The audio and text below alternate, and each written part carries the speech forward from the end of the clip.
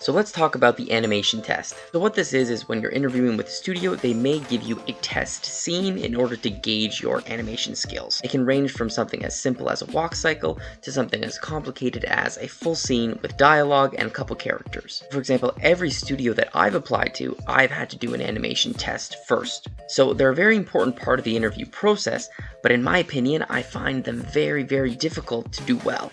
Because you're not used to the rigs, you're not used to the scene, you're not used to the style of animation on the show, and you don't even get any revisions. It's just a one shot and done. So I just wanted to share a couple quick tips in my opinion that have helped me perform best during these animation tests. Before I even think about animating, I like to get as comfortable as I can using the rig, exploring the rig.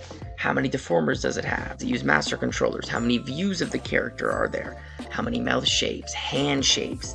Things like that. All this is going to help me when I get into posing and animating. Depending on how long I have for the test, sometimes an hour, sometimes a whole day, I'll take that time to kind of pose the character out on my own.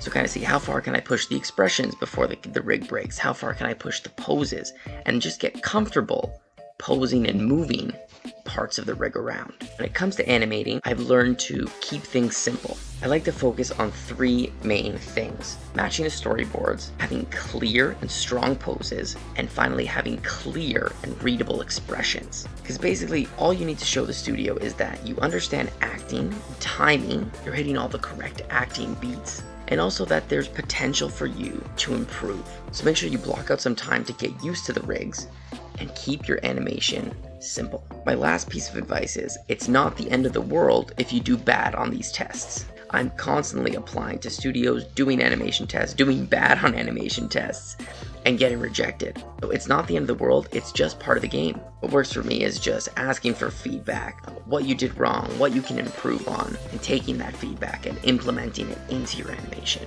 Don't think of it as closing the door with that studio. Think of it more as opening a dialogue with them. Because once you get that feedback, you can come back in a couple months, say I worked on this, this, and this, maybe we can try the test again, or maybe do a test for a different show.